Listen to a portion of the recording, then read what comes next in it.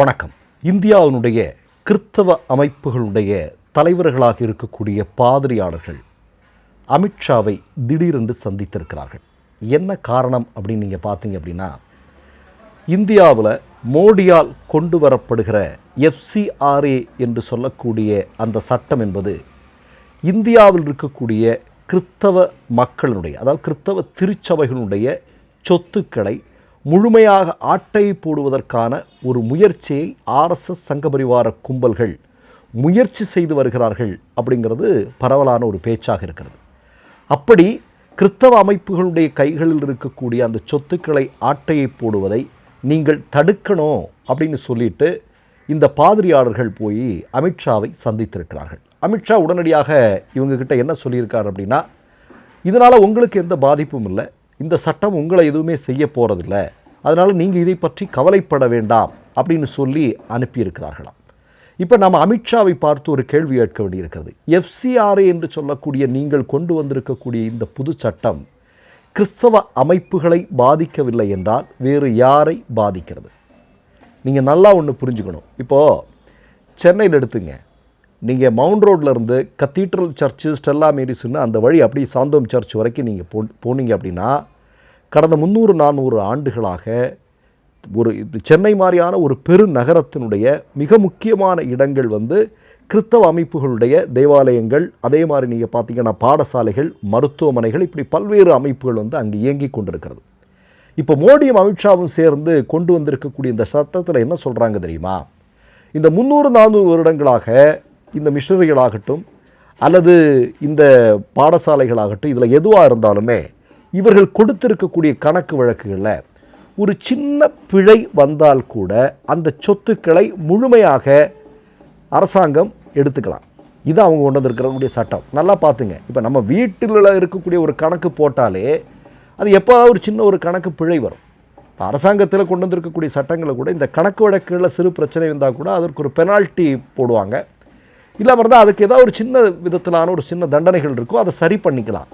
ஆனால் இப்போ மோடி அமித்ஷாவும் சேர்ந்து என்ன கொண்டு வந்திருக்கிறாங்க அப்படின்னா, இந்த 300-400 வருடங்களாக இந்தியாவில் இருக்கக்கூடிய ஏழை எளிய மக்களுக்கு மிகப்பெரிய தொண்டாற்றி வரக்கூடிய இந்த கிறிஸ்தவ அமைப்புகளுடைய இந்த கணக்கு வழக்குகளில் சின்ன தவறுகள் கண்டுபிடிக்கப்பட்டால் கூட அவை எல்லாமே அரசாங்க சொத்துக்களாக மாற்றப்படும் அப்படிங்கிற ஒரு மிக முக்கியமான திட்டத்தை இவங்க கையில் எடுத்திருக்கிறாங்க. இதனால தான் கிறிஸ்தவ அமைப்புகளுடைய பாதிரியார்கள் அமித்ஷாவை போய் சந்தித்திருக்கிறார்கள்.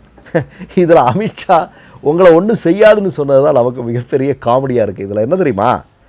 இன்றைக்கு நீங்கள் பார்த்தீர்களானால் ஐக்கிய நாட்டு நிறுவனம் 60 நாள் கெடு விதித்திருக்கிறது. நாம் ஏற்கனவே ஒரு பதிவு போட்டிருந்தோம், நீங்கள் பார்த்துருப்பீங்கன்னு நினைக்கிறேன். அதில் என்ன சொல்கிறாங்க? இந்தியாவில் இருக்கக்கூடிய சிறுபான்மை சமூகத்தை சார்ந்த மக்களுடைய 5.5 கோடி நபர்களுடைய பெயர்கள் வாக்காளர் பட்டியலிருந்து SIR மூலம் நீக்கம் செய்யப்பட்டிருக்கிறார்கள். நல்லா கேட்டுங்க. ஏறத்தாழ இதுவரையிலும் 5.5 கோடியே 20 லட்சம் பெயர்கள், சிறுபான்மை சமூகத்தை சார்ந்த மக்களுடைய பெயர்கள் நீக்கம் செய்யப்பட்டிருக்கின்றன. உங்களுக்கு ஒன்றை சொல்லிக்கொள்ள விரும்புகிறேன். RSSனுடைய முதன்மை எதிரியார் முஸ்லீம்கள், 2வது எதிரியார் கிறிஸ்தவர்கள், 3வது எதிரிகள் யார்? கம்யூனிஸ்டுகள். இப்போ முதல் எதிரிகளாக அவர்கள் நினைக்கக்கூடிய இஸ்லாமியர்கள் கடந்த 12 வருடங்களாக இந்தியாவில் அவர்களுடைய நிலைமை என்ன அப்படிங்கிறது நமக்கு நல்லா தெரியும். CAA அப்படிங்கிறதை எதற்காக அவர்கள் கொண்டு வந்தார்கள்?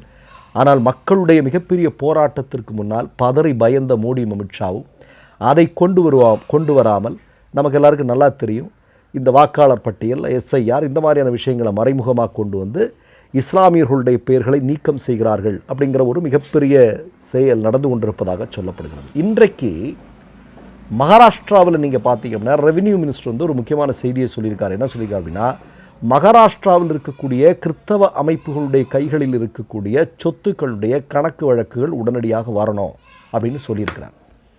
அப்போ 2வது எதிரியாக இருக்கக்கூடிய கிறித்தவர்கள் அடுத்த கணக்கில் இருக்காங்க. இஸ்லாமியர்களுடைய நிலைமை இங்கே என்ன அப்படிங்கிறது நமக்கு நல்லா தெரியும். கிறித்தவ அமைப்புகள் எப்படி இயங்கி கொண்டிருக்கிறன உங்களுக்கு எல்லாருக்கும் நல்லா தெரியும். பெரிய அளவில் வெளிநாடுகளிலிருந்து அவர்களுக்கு இந்த தொண்டு நிறுவனங்களில் செயல்படுவதற்கான பண நிதி உதவிகள் வருகிறது. இதை வைத்துத்தான் அவர்கள் இயங்கி கொண்டிருக்கிறார்கள் அப்படிங்கிறது நமக்கு நல்லாவே தெரியும். இப்போ இந்த நேரத்தில் இப்படி ஒரு சட்டத்தை RSS சங்க பரிவார கும்பல் கொண்டு வரும்போது அது திட்டமிட்டே கிறிஸ்தவ அமைப்புகளுடைய செயல்பாடுகளை முழுமையாக இல்லாமலாக்குவதற்கான ஒரு திட்டம்தான் இதற்கு பின்னால் இருக்கிறது அப்படிங்கிறத யாரும் மறுக்க முடியாது. ஏங்க இப்போ அமித்ஷா அவர்கள் இப்போது என்ன சொன்னார், இது இந்த சட்டம் உங்களை பாதிக்காதுன்னு சொல்கிறாரு. இது சொல்லி கொண்டிருக்கும் போதே மேற்கு வங்கத்தில் இவருடைய ஆட்சி வந்ததுமே என்ன நடந்தது? நாம் சில தினங்களுக்கு முன்பு ஒரு வீடியோ வெளியிட்டோம். கிறிஸ்தவ தேவாலயங்களின் மீது இருக்கக்கூடிய சிலுவைகளை எல்லாம் உடைத்து நொறுக்குகிறார்கள் ஆர்எஸ்எஸ் சங்க பரிவாரங்கள். அதை உடைத்து நொறுக்கிவிட்டு அதுக்கு வெளியே நின்று ஜெய் ஸ்ரீராம்னு சொல்லி கூப்பிட்றாங்க. ஒரு பக்கம் ஜெய் ஸ்ரீராம்னு சொல்லி அயோத்தி ராமர் கோயிலை கொள்ளையடித்து கொண்டிருக்கிறார்கள். மறுபுறம் ஜெய் ஸ்ரீராம் என்று சொல்லிக்கொண்டு கிறிஸ்தவ தேவாலயங்களை உடைத்து நொறுக்கி கொண்டிருக்கிறார்கள். அதை நம்ம பார்த்தோமா இல்லையா? அப்போ என்ன அப்படின்னா, இவர்களுடைய எதிரிகள் என்று இவர்களுடைய ஆர்எஸ்எஸ் பிதாமகன்கள் எழுதி வைத்திருக்கக்கூடிய இஸ்லாமியர்களையும் கிறிஸ்தவர்களையும் கம்யூனிஸ்டுகளையும் இல்லாமலாக்குவதற்கு பல்வேறு திட்டங்களை இவர்கள் கொண்டு வந்து கொண்டிருக்கிறார்கள் அப்படிங்கிறதா உண்மை. இப்போ நான் என்ன கேட்குறேன், எஃப்சிஆரை கொண்டு வந்து கிறிஸ்தவ அமைப்புகளுடைய கைகளில் இருக்கக்கூடிய சொத்துக்களுடைய கணக்கு வழக்குகளை நீ கேட்குற. இப்போது பிரியங்கார்கே என்று சொல்லக்கூடிய கர்நாடகத்தினுடைய காங்கிரஸ் மினிஸ்டராக இருக்கக்கூடிய நபர், அவர் கேட்குறாரே ஆர்எஸ்எஸ்னுடைய கணக்கு வழக்குகள் வேணும் அப்படின்னு. 100 வருடங்களாக இந்தியாவில் இயங்கி கொண்டிருக்கக்கூடிய ஒரு இயக்கம் 1000 கோடி 2000 கோடி 5000 கோடின்னு ஆட்டையை போட்டுட்டு இருக்கிறதாக சொல்லக்கூடிய ஒரு இயக்கம், 1000 கோடி ரூபா 2000 கோடி ரூபாய்க்கு சொத்து மதிப்புகள் இருக்கக்கூடிய ஒரு இயக்கம், காரில் இருந்து எல்லாமே ப்ரொடெக்ஷனில் இருந்து நரேந்திர மோடி அவர்களுக்கு இருக்கக்கூடிய அதே பாதுகாப்பு மோகன் பாகவத்துக்கு இருப்பதாக சொல்லப்படுகிறது. அப்படிப்பட்ட இயக்கத்திற்கு எங்கிருந்து பணம் வருகிறது? 100 வருடங்களாக நீங்கள் பணம் எங்கிருந்து வருகிறது என்பதை சொல்லுங்கள். நீங்கள் எப்படி இயங்கிக் கொண்டிருக்கிறீர்கள்? ஒரு டீ வாங்கணுன்னா கூட காசு வேணும் இல்லையா? ஆர்எஸ்எஸ் காரனா சும்மா கொடுப்பாங்களா? அதுக்கான கணக்கு வழக்குகளை காட்டு அப்படின்னா அதெல்லாம் நாங்கள் கொடுக்க முடியாது. ஆமாம், ஆர்எஸ்எஸ்க்கு ஒரு கணக்கு, கிறிஸ்தவ அமைப்புகளுக்கு இன்னொரு கணக்கு. இதெல்லாம் நீங்கள் நல்லா பார்த்துக்கணும். என்ன அப்படின்னா, இந்தியாவில் இருக்கக்கூடிய சிறுபான்மை சமூகத்தை சார்ந்த நபர்களுக்கு சகோதரர்களை ஒட்டுமொத்தமாக இவங்க என்ன பண்ணுறாங்கன்னா குறிவைத்து களத்தில் இறங்கியிருக்கிறார்கள். இன்றைக்கி பாருங்கள், இன்றைக்கி இதே மாதிரி பாஜக ஆட்சி நடக்கக்கூடிய மாநிலங்களில் 20 லட்சத்திற்கும் அதிகமான, அதாவது நீங்கள் எஸ்ஐஆர் பட்டியலிருந்து வெளியேற்றம் செய்யப்பட்ட 20 லட்சத்திற்கும் அதிகமான மக்களுக்கு இனிமேலாக ரேஷன் அரிசி, மன்னிக்கவும், மகளிர் உரிமை தொகை கிடையாதுன்னு சொல்லிட்டான். மகாராஷ்டிராவில் இது நடந்திருக்கு. நீக்கம் செய்யப்பட்டதில் பெரும்பாலானவர்கள் யார்? கிறிஸ்தவர்கள், இஸ்லாமியர்கள், தலித் மக்கள். இவங்கள தான் தூக்கியிருக்கானுங்க. தூக்கிட்டு இவங்களுக்கெல்லாம் இனிமேலாம் மகளிர் உரிமை தொகை கிடையாது அப்படின்னு மகாராஷ்டிரா கவர்மெண்ட் இன்றைக்கி அறிவிப்பு கொடுத்துருக்குறாங்க. இப்போ ஒட்டுமொத்தமாக சுற்றி வளைச்சு சிறுபான்மையை குறிவைத்து கொண்டிருக்கிறார்கள். ஸ்டான் சாமிக்கு என்ன நடந்தது அப்படின்னு நமக்கு தெரியும். கிரஹாம் ஸ்டெயின்ஸுக்கு என்ன நடந்ததுன்னு தெரியும்.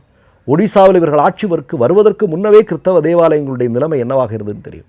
இன்றைக்கி வட இந்தியாவில் பைபிளை வச்சுட்டு ஒருத்தர் சாதாரணமாக சாலையில் போக முடியாத அளவிற்கு சூழல் மோசமாகி இருக்கிறது என்றால் இவர்கள் எங்கே போய்கொண்டிருக்கிறார்கள் என்பதை பாருங்கள். அதனால் பாதிரியார்கள் போய் அமித்ஷாவை பார்த்ததும் அமித்ஷா உடனே வாக்குறுதி கொடுத்துட்டா எல்லாம் சரியாயிரும்னு நம்பி இருக்கிறதுல நமக்கு உடன்பாடு இல்லை. ஒன்றை சொல்லிக்கொள்ள விரும்புகிறேன். மணிப்பூர் விஷயத்தில் இந்த 2 வருஷமாக மோடி அமித்ஷாவும் வடை சுட்டுட்டு இருக்கிறாங்க. அங்கு ஒரு சிறு அமைதி இந்த நொடி வரையிலும் நிலவி இருக்கிறதா? இவர்களால் அங்கு ஒரு சிறு அமைதியை கொண்டு வர முடிந்திருக்கிறதா? இல்லை. இப்போ வடை சுடுறதுல 2 பேருமே போட்டி போடக்கூடிய மன்னர்கள். மற்றொரு நிகழ்வில் சந்திப்போம். நன்றி, வணக்கம். 3 யூடியூப் சேனல்கள் வியாபாரத்திற்கு இருக்கிறது. தேவைப்படுபவர்கள் இந்த எண்ணுக்கு தொடர்பு கொள்ளுங்கள். மை நேம் இஸ் ரெட் சேனலை சப்ஸ்கிரைப் பண்ணிக்கோங்க.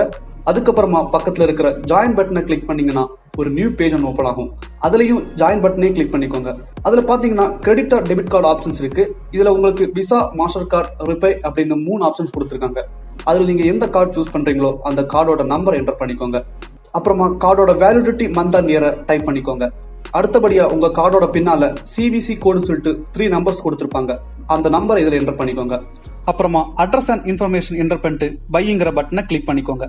ஒருவேளை உங்க கார்டு நம்பர் இன்வாலிட்னு காமிச்சிச்சுன்னா உங்க கார்டுல இன்டர்நேஷனல் யூசேஜை எனேபிள் பண்ணுங்க.